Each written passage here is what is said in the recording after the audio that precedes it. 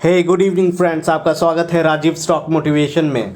Friends, इस video के अंदर में हम बात करने वाले हैं डीएलएफ लिमिटेड, जो कि रियलिटी के स्टॉक से बिलोंग करता है। क्या हालत चल रही है रियलिटी स्टॉक के बारे में आपको पता ही है। ये पर्टिकुलर सेक्टर जो है काफ़ी समय से जूझता हुआ आ रहा है, तो इस पर्टिकुलर शेयर्स के अंदर में क्या सिचुएशंस है करंट लेवल पे, ये सारी चीज़ों के ऊपर हम लोग देखेंगे। और करंट फिनेंशियल ईयर्स के अंदर, फिनेंशियल क्वार्टर्स के अंदर क्या रिजल्ट्स हैं, क्या आगे की रणनीति हो सकती है, सारी चीज़ों पे हम डिस्कस करेंगे। तो वीडियो में बने रहें अंत तक और स्किप ना करें। और वीडियो पे नए आए हैं, चैनल पे नए आए हैं, तो प्लीज़ सब्सक्राइब करके हमारा हौसला वर्धन करें।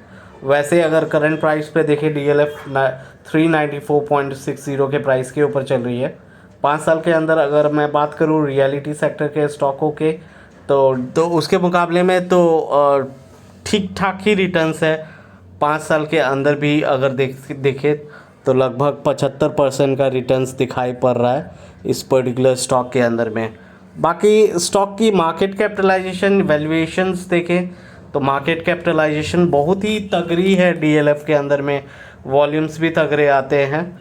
और करेंट मार्केट कैपिटलाइजेशन 98.171 करोड़, बहुत ही बड़ी कंपनी है भाई रियल स्टेट के अंदर। Return on equity 4.19%। वैसे अगर हम लोग अर्निंग पर शेयर्स की बात करें 7 है, और डिविडेंड यील्ड भी उतना अच्छा ऐसा कुछ नहीं है। बाकी अगर हम लोग रेवेन्यू के अंदर आएँ तो रेवेन्यू में शार्प डिक्लाइन दिखाई पड़ रही है। मार्च, जून, सितंबर के क्वार्टर्स के करस्पॉन्डिंग में अगर देखें तो 1300 सितंबर के क्वार्टर में जो रेवेन्यू दिखाई पड़ रहा है 1302 करोड़।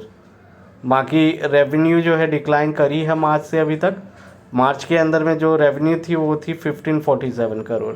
बाकी प्रॉफिट की सिचुएशन इम्प्रूव की है, तो ये मेरे को काफ़ी डिसेंट लगता है इस पर्टिकुलर स्टॉक के अंदर, क्योंकि अगर प्रॉफिट की सिचुएशन सही हुई है तो ये अच्छी बात है। रेवेन्यू अगर थोड़े कम भी हुए हैं, प्रॉफिट बढ़े हैं, तो ये काफ़ी अच्छा पॉजिटिव सेंटीमेंट्स है इस पर्टिकुलर स्टॉक के अंदर में।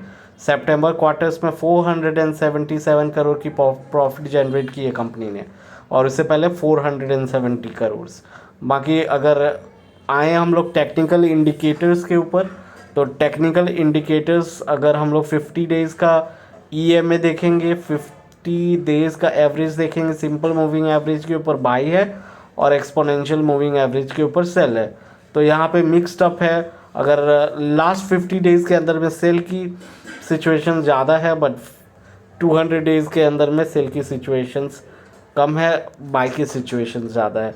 बट करेंट लेवल पे सेल की सिचुएशन ज़्यादा ट्रिगर हो रही है, यहाँ पे भी दिखाई पड़ रहा है। क्योंकि ये देख सकते हैं हम लोग आरएसआई जो इंडिकेटर है न्यूट्रल दिखाई पड़ रहा है, बाकी सब ओवरबॉट सेल जोन में दिखाई पड़ रहा है। तो ये टेक्निकल इंडिकेटर भी यही सजेस्ट करती है कि स्टॉक अभी नीचे के फेज़ में है, और नीचे हो सकता है कि आने वाले टाइम में भी हमें दिखाई पड़े। बाकी एमएससीडी के ऊपर बाई की सिग्नल बन रही है, तो एमएससीडी को अगर कोई फॉलो कर रहा है तो एमएससीडी की करंट प्राइस निकल के आ रही है 0.24, और ADX 14 19.174, जो कि न्यूट्रल शो कर रही है। बाकी अगर बुल बियर के ऊपर जाए तो देखिए करंट लेवल पे 0.2980 का वैल्यू दिख रहा है, जो कि सेल को इंडिकेट करता है। तो न्यूट्रल सेल बना हुआ है इंडिकेटर्स के अंदर में। वैसे डिविडेंड यील्ड देती है कभी कभी स्टॉक का, जब ऐसा होता है सिचुएशन तो कभी कभी स्टॉक डिविडेंड देती है। 0.76% की डिविडेंड दिखाई पड़ती है इस पर्टिकुलर स्टॉक के अंदर। ROCE return on capital employed 4.84% current level पे दिखाई पड़ रहा है। ROE 4.61%, फेस वैल्यू दो रुपये का है। बाकी अगर आप लोग वॉल्यूम और प्राइस के लेवल्स के ऊपर आएँ, वॉल्यूम और प्राइस की क्या सिचुएशंस है उसके ऊपर ध्यान दें, तो देखिए मिक्स्ड अप सिचुएशंस लगातार रहे हैं। मिक्स्ड अप सिचुएशंस हुए हैं, ऊपर नीचे, ऊपर नीचे, ऊपर नीचे, ऊपर नीचे, ऊपर नीचे, बहुत नीचे, ऊपर ऊपर।